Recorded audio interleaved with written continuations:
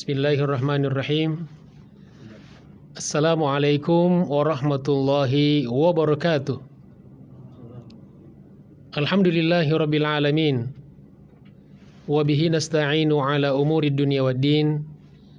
Wassalatu wassalamu ala asyrafil anbiya'i wal mursalin.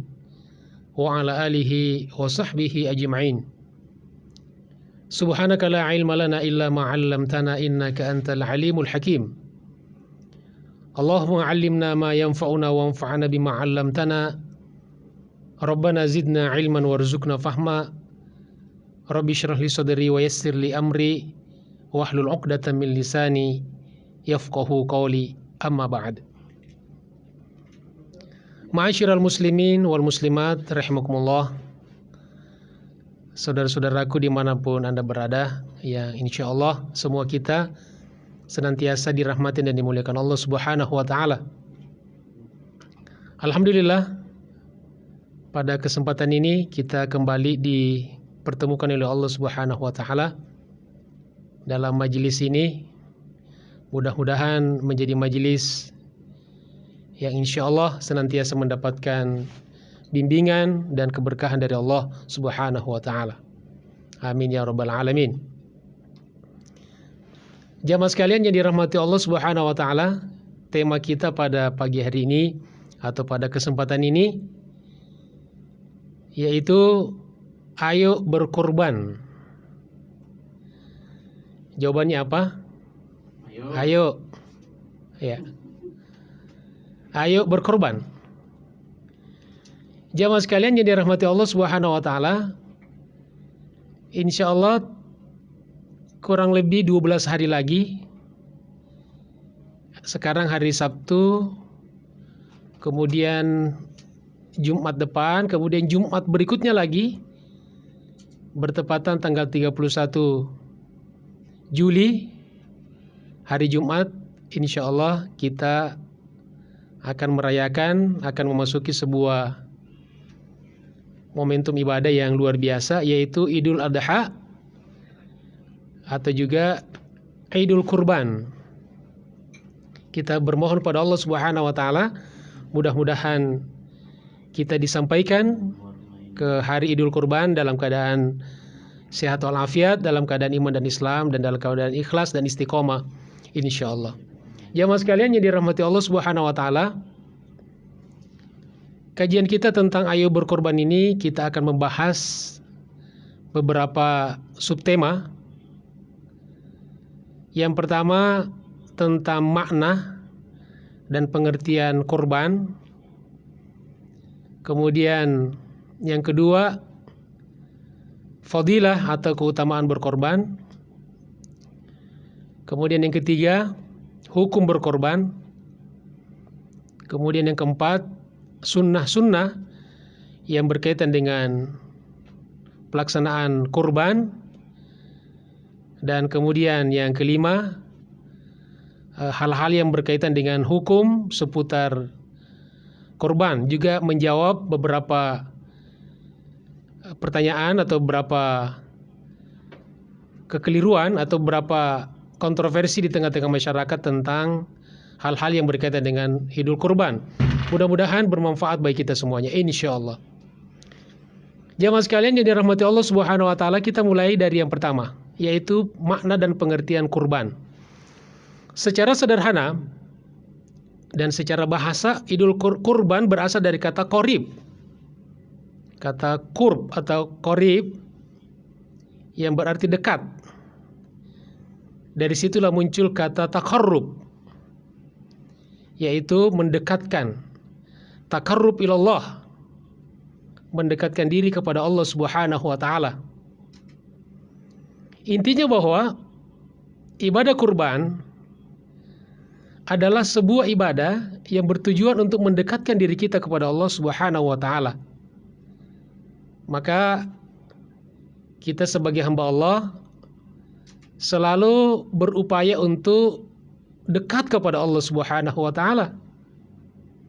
Kita tidak mau jauh dari Allah Subhanahu wa taala. Karena kalau jauh dari Allah Subhanahu wa taala berarti kita orang yang yang dikutuk, kita orang yang tidak diberikan rahmat, tidak diberikan keberkahan. Nah, ibadah-ibadah itu senantiasa dalam rangka untuk mendekatkan kita kepada Allah Subhanahu wa taala. Kadang-kadang kita dekat kepada Allah atau mendekatkan diri kita kepada Allah Subhanahu wa taala melalui ibadah salat, kadang-kadang melalui ibadah saum, kadang-kadang melalui sedekah, kadang-kadang melalui zakat, kadang-kadang melalui ibadah haji atau ibadah umroh, kadang-kadang melalui berbakti kepada kedua orang tua, dan kadang-kadang juga melalui dengan cara kita berkorban, dengan cara kita menyembelih hewan kurban. Nah, sehingga yang pertama yang harus kita tanamkan dalam diri kita bahwa berkorban itu adalah ibadah yang bertujuan untuk mendekatkan diri kita kepada Allah Subhanahu wa taala. Jamaah sekalian yang dirahmati Allah Subhanahu wa taala, itu penjelasan ringkas tentang makna dan pengertian kurban. Maka mudah-mudahan kita dengan berkorban ini kita bisa semakin dekat kepada Allah Subhanahu wa taala, insyaallah. Pemirsa yang dirahmati Allah Subhanahu wa taala, kemudian yang kedua, fadilah atau keutamaan berkorban. Banyak sekali keutamaan atau fadilah ibadah kurban, dan pada kesempatan ini kita sebutkan beberapa di antaranya, mudah-mudahan bisa memotivasi kita untuk bisa berkorban. Yang sudah berniat, bahkan sudah berazam, bahkan ada yang sudah membayar korbannya, ya, maka mudah-mudahan Allah mantapkan lagi hatinya, ya, semakin ikhlas, semakin ridho kepada Allah Subhanahu wa taala dengan ibadah kurbannya. Ya, masih ragu-ragu, semoga diberikan kemantapan hati agar tidak ragu-ragu lagi. Yang masih mikir-mikir antara berkorban atau ganti handphone, semoga Allah Subhanahu wa taala jatuhkan pilihannya kepada berkorban dan juga bisa ganti handphonenya. Kan begitu doanya kan? Tapi kalau pilihannya harus satu, maka insya Allah pilihannya hanya untuk berkorban. Masa beli kendaraan bisa, nyicil kendaraan bisa, masa berkorban nggak bisa? Ganti handphone bisa, masa berkorban tidak bisa? Nah, kita sebutkan beberapa di antaranya, jamaah dan pemirsa yang dirahmati Allah Subhanahu wa taala. Yang pertama, bahwa berkorban itu adalah salah satu pembuktian ketakwaan kita kepada Allah Subhanahu wa taala. Jadi takwa dalam Islam itu bukan sekedar teori, bukan sekedar slogan, bukan sekedar dogma, tetapi takwa dalam Islam itu adalah sesuatu yang harus kita buktikan secara real. Kita harus buktikan dalam perbuatan yang nyata, yang konkret. Dan salah satu cara kita membuktikan ketakwaan kita kepada Allah Subhanahu wa taala adalah dengan cara berkorban. Jadi berkorban itu adalah salah satu bentuk dan cara kita membuktikan ketakwaan kita kepada Allah Subhanahu wa taala. Di situ ada rasa ketundukan kita, kepatuhan kita kepada Allah Subhanahu wa taala. Hal ini berdasarkan firman Allah Subhanahu wa taala yang kita baca di dalam surat Al-Hajj ayat 37. A'udzu billahi minasyaitonir rajim. La yanalallaha luhumuha wala dima'uha. Tidaklah daging dan darah hewan yang kita korbankan itu sampai kepada Allah Subhanahu wa taala. Tidaklah menggapai Allah Subhanahu wa taala. Akan tetapi yang menggapai, yang sampai kepada Allah adalah at-taqwa minkum. Walakin yanaluhu taqwa minkum. Akan tetapi yang sampai kepada Allah Subhanahu wa taala, adalah ketakwaan dari kalian. Maka berkorban itu adalah salah satu bentuk kita membuktikan ketakwaan, ketundukan kita kepada Allah Subhanahu wa taala. Ma'asyiral muslimin rahimakumullah, jamaah sekalian yang dimuliakan Allah Subhanahu wa taala. Kemudian keutamaan yang kedua, bahwa berkorban itu adalah salah satu amal yang akan menjadi saksi kita di akhirat kelak. Jadi hewan yang kita korbankan akan dihadirkan oleh Allah Subhanahu wa taala di akhirat kelak dan akan menjadi saksi bagi kita. Seperti sama-sama kita ketahui bahwa di akhirat kelak kita akan melalui sebuah pengadilan Allah Subhanahu wa taala yang Maha Adil. Lalu dalam pengadilan itu ada saksi-saksi yang akan didatangkan. Ada dua saksi, ada saksi yang meringankan, ada saksi yang memberatkan. Dan salah satu saksi yang akan meringankan kita di pengadilan Allah Subhanahu wa taala itu adalah hewan yang pernah kita korbankan di dunia ini.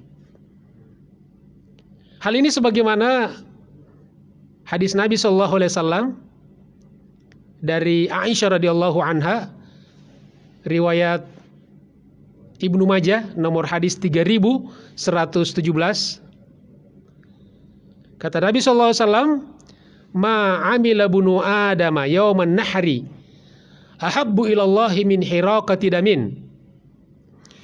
Tidak ada amal yang dilakukan oleh anak cucu Adam, maksudnya kita manusia, yang lebih dicintai oleh Allah Subhanahu wa taala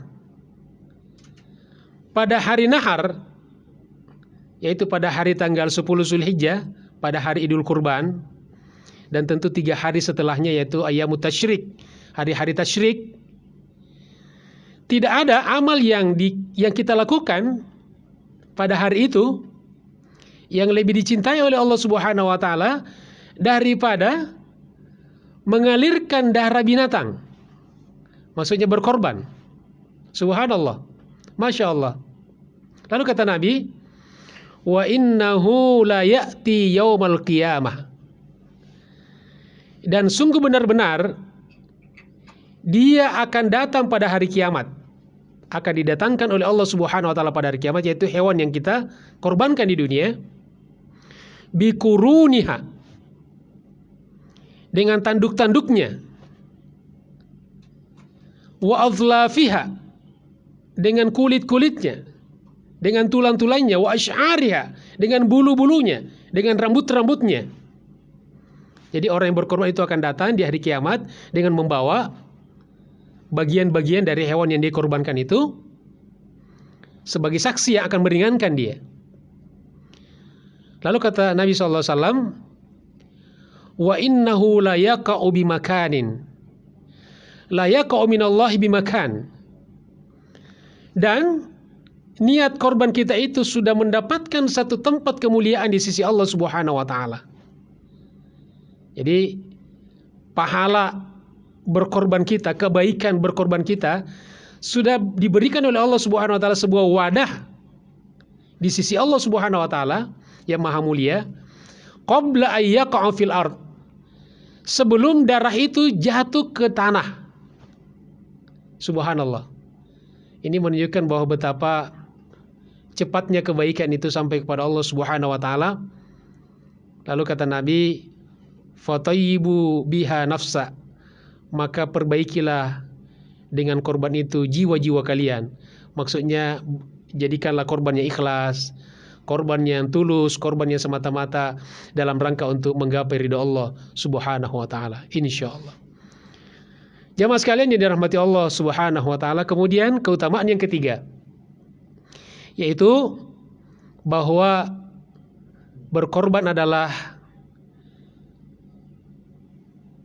ajaran sunnah Nabi Ibrahim alaihissalam. Kita sedang menghidupkan sebuah sunnah dari Nabi Ibrahim alaihissalam, sehingga ibadah kurban ini Jamaah sekalian, adalah ibadah yang sudah sangat tua. Ya, dirintis sejak zaman Nabi Ibrahim alaihissalam. Ya. Hal ini sebagaimana sabda Nabi SAW, riwayat Ibnu Majah juga, nomor hadis 3127 dari sahabat Nabi yaitu Zaid bin Arqam. Kata Zaid bin Arqam, qala ba'du ashabi Rasulillah sallallahu alaihi wasallam, beberapa sahabat Nabi sallallahu alaihi wasallam, qala lin Nabi sallallahu alaihi wasallam, bertanya kepada Nabi sallallahu alaihi wasallam.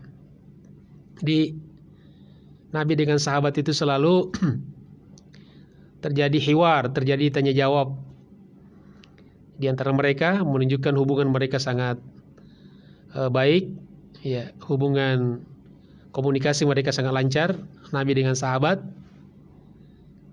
Lalu mereka bertanya, ma hadhil adahi, ya Rasulullah, apa ini hakikat berkorban itu? Ya, ini sahabat bertanya tentang hakikatnya. Dan ini pun juga pertanyaan yang kita butuhkan dan jawabannya kita butuhkan. Sehingga jangan sampai kita setiap kali masuk musim berkorban kita hanya terfokus pada teknis-teknisnya saja, tapi kita lupa akan hakikatnya, substansinya. Lalu kata Nabi, faqala sunnatu abikum Ibrahim. Berkorban itu adalah sunnah bapak kalian, yaitu Nabi Ibrahim alaihissalam. Dinamakan bapak kalian karena salah satu gelaran Nabi Ibrahim yaitu Abu Tauhid, bapak Tauhid.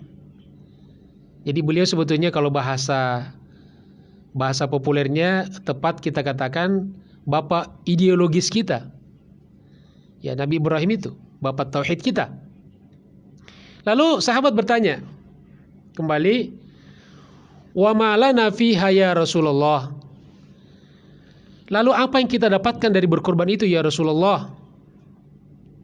Ini juga pertanyaan yang sering ditanyakan oleh sebagian kaum muslimin. Kalau kita sudah bayar, sudah ikut berkorban, kita sudah membayar kepada panitia korban, lalu kita dapat apa? Kalau cuma dapat daging 2 kilo, 1 kilo, dan seterusnya, ya ngapain kita bayar ke panitia, ngapain kita ikut nimbrung di salah satu kelompok korban? Lebih baik kita pergi ke pasar membawa uang 2 juta, 2,5 juta kita beli daging. Kita akan mendapatkan banyak sekali. Tapi ternyata bukan sekadar persoalan kita dapat daging atau tidak. Lalu jamaah sekalian dengarkan apa jawaban Rasulullah SAW. Lalu kata Nabi, bikulli sya'ratin hasanah. Setiap helai rambut dari hewan yang kita korbankan itu mendapatkan 1 pahala kebaikan. Allahu Akbar. Jamaah sekalian yang dirahmati Allah Subhanahu wa taala, kalau baca Quran pahalanya dihitung per huruf kan? Likulli harfin hasanah. Ya. Sedangkan berkorban pahalanya dihitung per bulu. Allahu Akbar. Kalau huruf dalam Al-Quran kan bisa dihitung ya. Berapa jumlah huruf dalam Al-Quran? 1.275.000 huruf. Ada yang pernah hitung? Kalau pemirsa jamaah sekalian tidak percaya, silakan hitung sendiri. Tapi ada nggak yang pernah mencoba menghitung bulunya sapi, bulunya domba, kambing? Saya kira tidak ada yang pernah menghitung itu. Ya, luar biasa. Nah, kemudian lalu kata Nabi, sahabat kembali bertanya, fasufu ya Rasulullah. Kan sahabat tahu ada beberapa kambing yang rambutnya sedikit, ada yang lebat, Bahkan ada yang dijadikan wall seperti domba biri-biri itu kan. Lalu sahabat cerdas bertanya, "Fasufu ya Rasulullah, bagaimana dengan bulu-bulu domba itu yang begitu banyak, begitu lebat?" Lalu kata Nabi, "Bikulli sya'ratin minas sufi hasanah." Setiap helai rambut dari domba dan biri-biri yang lebat itu, yang dijadikan wol itu, juga mendapatkan satu pahala kebaikan. Allahu Akbar. Masya Allah. Subhanallah. Oleh karena itu jamaah sekalian, jangan sampai hanya gara-gara beberapa uang, ya, beberapa juta, ya 2,5 juta, 3 juta, kemudian kita akan kehilangan momentum mendapatkan pahala yang luar biasa dari berkorban ini. Jamaah sekalian yang dirahmati Allah Subhanahu wa taala, kemudian apa hukum berkorban? Hukum berkorban, kalau kita kembali kepada al-madzhabul arba'ah, ya kita Ahlus Sunnah wal Jamaah, kalau kita berbicara tentang hukum fikih terutama, maka rujukan kita sudah jelas. Kita sudah sangat terbantukan dengan adanya 4 mazhab besar dalam Islam.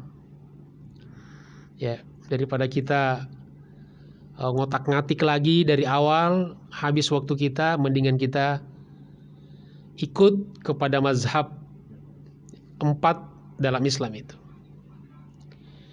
Nah, hukum berkorban di dalam 4 mazhab Islam, dan tentu kalau kita berbicara mazhab-mazhab, tentu patokannya Al-Quran dan hadis juga. Ya, jadi jangan dibenturkan antara Quran hadis dengan mazhab, dengan fikih. Fikih itu lahir dari Quran dan hadis, pemahaman Quran dan hadis. Nah, kemudian dilokalisasi.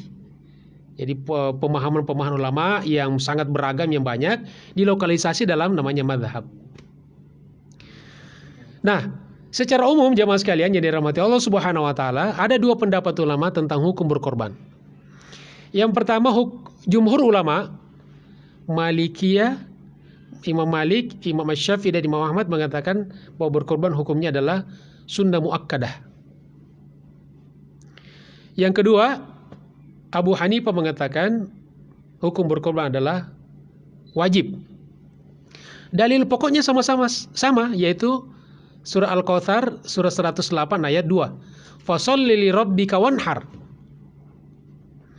Dan salatlah untuk Rabbmu, wanhar, dan menyembelihlah, berkorbanlah. Jadi kalau kita baca ayat itu, ya jelas sekali perintahnya ada 2. Fasholli li rabbika wanhar. Salatlah, maksudnya salat Idul Adha lah, wanhar, dan berkorbanlah. Itu satu paket yang tidak bisa dipisahkan sebetulnya. Makanya Abu Hanifah memahami bahwa itu adalah sebagai kewajiban. Sebagaimana kita wajib sholat Idul Adha, maka juga wajib berkorban. Sama dengan perintah aqimus sholat wa atuz zakah. Dirikan sholat dan bayar zakat. Itu satu paket yang tidak bisa dipisah-pisahkan. Jadi tidak lengkap kalau orang hanya sholat saja tanpa berzakat, atau berzakat tanpa sholat. Tidak lengkap juga kalau hanya kita sholat saja tidak berkorban, atau berkorban tidak ikut sholat. Jamaah sekalian yang dirahmati Allah Subhanahu wa taala. Nah, kemudian sunnah-sunnah berkorban. Ada beberapa sunnah saat berkorban yang perlu juga kita ingatkan kembali kepada jamaah sekalian. Mudah-mudahan bermanfaat. Yang pertama, hewan yang kita korbankan dan orang yang menyembelih disunnahkan menghadap arah kiblat. Ya, kalau di kita arah barat. Yang kedua, hewan yang dikorbankan disembelih dalam keadaan dibaringkan ke sebelah kiri. Ya. Menghadap kiblat. Jadi kalau sapi dan kambing itu posisinya kalau disembelih harus ditidurkan, berbaring. Sedangkan onta disembelih dalam keadaan berdiri. Ustadz, bagaimana cara menyembelih onta dalam keadaan berdiri? Dulu saya menjawab pertanyaan jamaah ketika ditanya saya tentang bagaimana cara menyembelih onta secara berdiri. Saya cuma mengatakan, silakan Bapak Ibu lihat di Mina. Wah, kan repot kalau harus ke Mina kan. Sekarang kita cuma mengatakan silakan Bapak Ibu buka misalnya di YouTube, videonya banyak sekali. Buka cara menyembelih onta. Kita akan lihat bagaimana ya di Arab, terutama di Mina, penyembelihan onta dengan cara berdiri. Tidak diikat, tidak ditidurkan. Nah, yang ketiga, sunnah yang ketiga dalam berkorban yaitu berlaku ihsan terhadap hewan. Subhanallah, Islam luar biasa. Kita disuruh untuk berlaku ihsan, berlaku yang terbaik kepada binatang sekalipun. Kalau binatang saja, kepada binatang saja kita disuruh berlaku ihsan, apatah lagi kepada manusia. Masa kita jahat kepada manusia? Ya, kita sengsarakan, kita zolimi. Ya, na'udzubillah. Dalam Islam binatang saja kita disuruh berbuat ihsan. Ya. Innallaha katabal ihsana ala kulli syai'. Sesungguhnya Allah Subhanahu wa taala telah mewajibkan perbuatan ihsan dalam segala hal, termasuk ketika menyembelih. Dan salah satu bentuk ihsan di dalam menyembelih hewan adalah kata Nabi, falyuhidda ahadukum syafratahu. Hendaklah salah seorang di antara kalian ketika menyembelih harus menajamkan pisaunya. Ada perintahnya. Jadi dengan demikian kalau kita berkorban pastikan bahwa pisau yang kita pakai untuk menyembelih harus pisau yang tajam, karena itu perintah syar'i dan ada ilmunya. Jadi standar ketajaman pisau ihsan yang dikatakan ihsan dalam menyembelih itu kan paling tidak bisa mengiris kertas, bisa mengiris bulu. Itu kalau grade-nya grade 3.000 sampai 6.000. Itu ada ilmunya. Jadi tidak asal-asalan. Ya, itu ada sunnahnya, berlaku ihsan. Termasuk juga diantaranya tidak boleh pisau yang akan kita pakai menyembelih diperlihatkan dengan sengaja kepada hewan yang akan kita sembelih. Pasti dia ketakutan kan, dia juga stres. Binatang juga itu punya perasaan. Jadi kita menjaga perasaan kebinatangan hewan, ternak yang akan kita sembelih. Nah, kemudian juga tidak boleh kita robohkan atau kita banting dengan cara yang brutal seperti yang sering kita lihat di beberapa tempat. Kenapa itu terjadi? Karena tidak pakai ilmu. Sapi dilawan pakai otot, ya pasti kita kalah. Sapi itu dilawan pakai otak, pasti kita menang. Makanya ada diajarkan teknik mengikat, teknik merobohkan. Kalau kita tahu ilmu tentang mengikat, maka sapi itu tidak perlu kita robohkan, dia akan roboh sendiri. Begitu juga kambing. Kambing dalam beberapa jenis kita bisa sembelih hanya seorang diri saja, tidak perlu rame-rame. Kadang-kadang kita melihat ada yang menyembelih kambing dipegang 3 orang, 5 orang. Itu kan mubazir, ya tidak ihsan. Dan seterusnya. Jadi banyak sekali PR kita bagi kita umat Islam ini yang harus kita pelajari, yang harus kita edukasi umat, yang berkaitan dengan teknis-teknis pelaksanaan korban. Ya padahal kita tiap tahun berkorban tapi kita malas belajar. Sehingga kesalahan-kesalahan di dalam berkorban masih saja terjadi.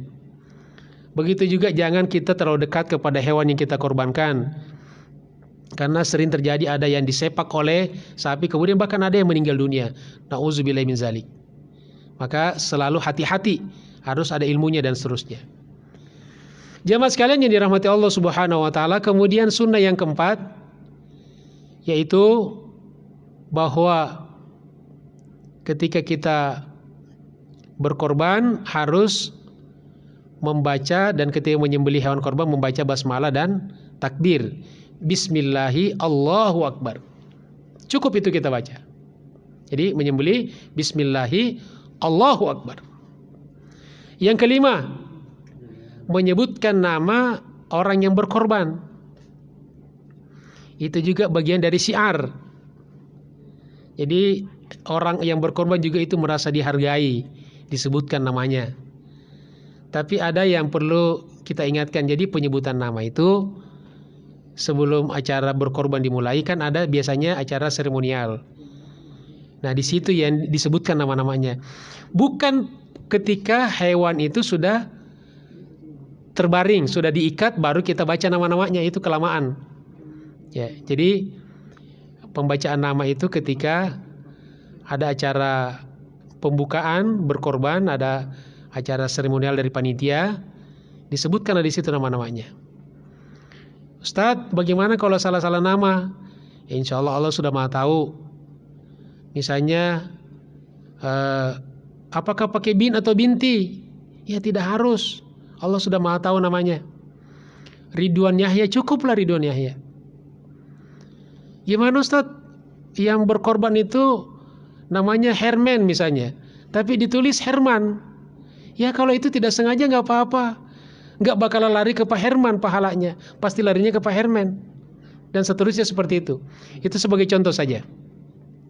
Nah, kemudian yang terakhir adalah disunahkan yang menyembelih dan yang berkorban setelah melaksanakan korbannya dia berdoa kepada Allah Subhanahu wa taala, paling tidak Allahumma taqabbal minna udhiyatana innaka anta tawwabur rahim. Allahumma inna taqabbal minna innaka antas samiul alim. Minimal itu kita baca. Ya Allah, terimalah ibadah korbanku ini. Jamaah sekalian yang dirahmati Allah Subhanahu wa taala serta pemirsa dimanapun Anda berada. Kemudian beberapa hikmah dari berkorban diantaranya adalah, pertama, ini adalah sebuah takarrub ilallah kepada Allah Subhanahu wa taala, seperti yang kita baca di dalam surat Al-An'am ayat 162 163, inna sholati wa nusuki wa mahyaya wa mamati lillahi rabbil alamin. Jadi sesungguhnya salatku, korbanku dan seterusnya semata-mata untuk Allah Subhanahu wa taala. Di situ untuk mendekatkan diri kita kepada Allah Subhanahu wa taala. Yang kedua, menghidupkan sunnah Nabi Ibrahim alaihissalam. Ini seperti dalam surat As-Saffat ayat 107 di ujung ayat, wa fadainahu bidzibhin azim. Jadi hikmahnya menghidupkan sunnah ajaran Ibrahim alaihissalam. Kita cukup dengan menyembelih bidzibhin azim, sembelihan yang sudah disyariatkan itu. Jadi tidak usah lagi kita ikutin diawali dengan memanggil anak. Dialog anak, nak, aku mimpi tadi malam disuruh menyembelih kamu. Ya, apa pendapat kamu?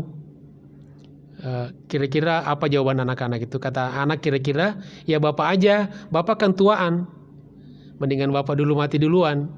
Jadi tidak usah itu, tidak usah seperti Nabi Ibrahim lagi memanggil Ismail. Maka langsung wa fadainahu, dan kami ganti dia Ismail itu dengan bidzibihin azim, dengan sembelihan yang agung. Yang agung di sini adalah ia memenuhi standar syarat-syarat syar'i dari hewan yang kita korbankan, yang juga kita bisa baca dalam buku-buku fikih insyaallah. Jamaah sekalian dirahmati Allah Subhanahu wa taala. Kemudian hikmah yang ketiga dari berkorban adalah memperbanyak ladang-ladang pahala kita pada hari yang penuh dengan keberkahan dan kebaikan. Pada hari Idul Adha kita menambah lagi ladang pahala kita, sehingga di akhirat kelak kita banyak cadangan-cadangan ladang pahala. Ada ladang kita yang mungkin kekeringan, maka bisa diganti dengan ladang-ladang yang lain yang tumbuh subur. Mungkin sholat kita rada-rada kurang, bisa diganti dengan korban, bisa diganti dengan sedekah dan sebagainya. Nah, kemudian yang keempat, hikmah dari berkorban yang keempat yaitu menebar kepedulian sosial. Terasa sekali bagaimana Berkorban itu kita bersosialisasi dengan masyarakat kita, ya kita berbagi ya, dengan orang lain, terutama dengan orang-orang yang fakir miskin.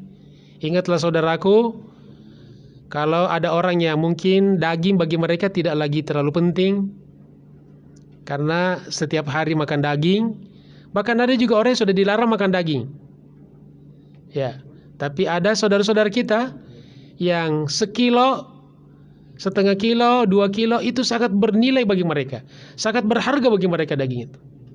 Maka kita bagi, ya. Meskipun Said Sabiq dalam Fiqh Sunnah mengatakan bahwa pembagian daging korban itu bisa sepertiga dimakan, sepertiga disedekahkan, sepertiga disimpan.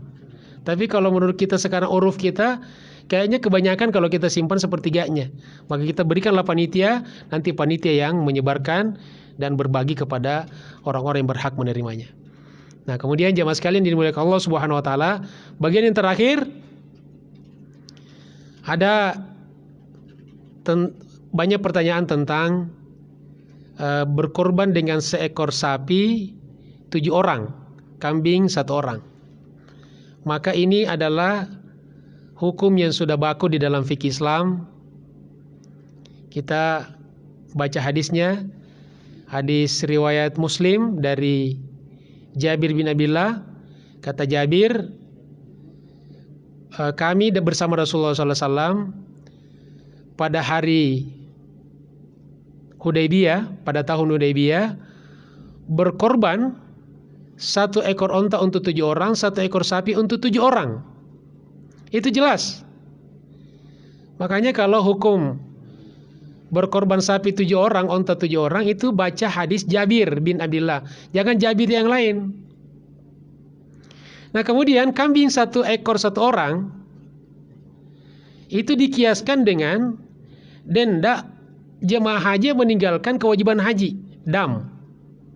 Itu kambing 1 ekor. Nah kemudian ada sebagian orang yang mengutip hadis, ada 2 hadis yang mereka kutip. Yang pertama hadis riwayat Al-Jamaah, kata Rasulullah SAW mengatakan bahwa Rasulullah SAW setiap Idul Korban selalu berkorban dengan 2 ekor domba. 2 ekor domba, 1 untuk dirinya dan 1 untuk keluarganya. Yang kedua hadis riwayat At-Tirmidzi dari Abu Ayyub, kata Abu Ayyub, pada zaman Nabi SAW setiap laki-laki itu berkorban 2 ekor domba, 1 untuk dirinya dan 1 untuk keluarganya. 2 hadis inilah yang sering dipakai sebagian orang dengan mengatakan bahwa berkorban itu cukup dengan kita berkorban untuk keluarga semuanya, 1 ekor untuk keluarga semuanya. Sebetulnya kalau kita baca hadis ini dan kita pahami kembali, justru hadis ini memberatkan. Karena kalau kita ikut sunnah Rasulullah, Nabi setiap berkorban 2 ekor domba, 1 untuk dirinya, 1 untuk umatnya. Ya, untuk umatnya, mungkin ada umat Nabi SAW yang tidak berkorban, termasuk yang sudah meninggal dunia, dan itu khusus untuk Rasulullah SAW. Jadi kalau kita ikut sunnah Rasulullah SAW, jumlahnya itu, maka mesti kita berkorban 1 orang 2 ekor. Lalu hadis Tirmizi, pada zaman Nabi setiap laki-laki berkorban 2. Nah, jadi sebetulnya 2 hadis ini itu justru menambah kuantitas korban kita, bukan mengurangi. Tapi tiba-tiba dipahami sebagian orang bahwa satu hewan korban untuk rame-rame untuk keluarga. Bahkan ada yang mengatakan bahwa 1 ekor cukup untuk 1 keluarga besar. Wah, itu pasti akan semakin berkurang. Lama-lama bisa jadi 1 ekor sapi untuk 1 ormas. Wah, kalau cuma 75 ormas di Indonesia, nah kita tiap tahun di Indonesia cuma berkorban 75 ekor sapi. Tentu ini pemahaman yang keliru.